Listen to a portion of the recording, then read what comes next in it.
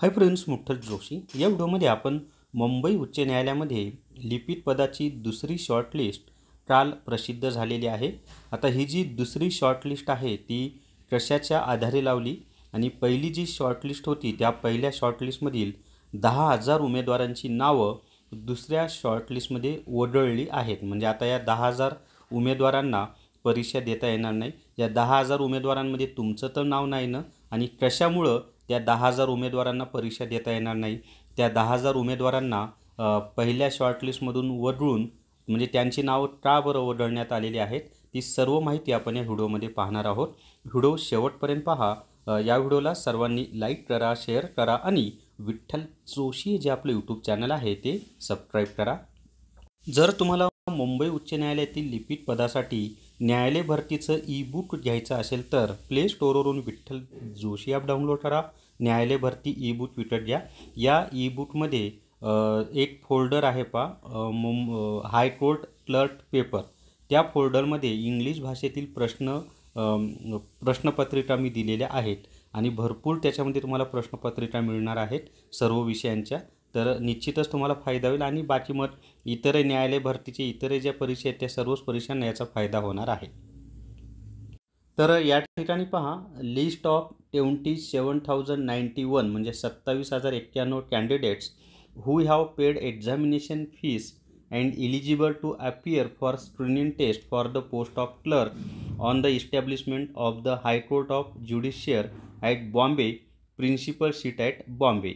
आता या ठिकाणी मी तुम्हाला व्यवस्थित समजून देतो की ज्या विद्यार्थ्यांनी फी भरलेली आहे त्या विद्यार्थ्यांपैकी त्या 27,091 विद्यार्थ्यांची ही यादी आहे आणि आता 27,091 विद्यार्थ्यांनाच फक्त मुंबई उच्च न्यायालयातील लिपिक पदाची परीक्षा देता येणार आहे। आता तुम्ही म्हणाल पहिल्या यादीमध्ये 37,000 पेक्षा जास्त विद्यार्थी होते आणि आता फक्त 27,091 राहिले, मग 10,000 विद्यार्थी गेले कुठं?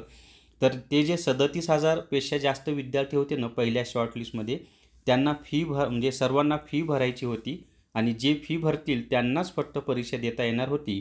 मग 10,000 विद्यार्थ्यांनी फीच भरली नाही, त्यामुळं 37,000 मधून 10,000 गेले आणि फक्त 27,091 विद्यार्थी आहेत ज्यांनी फी भरलेली आहे आणि एवढ्याच विद्यार्थ्यांना आता परीक्षा देता येणार आहे।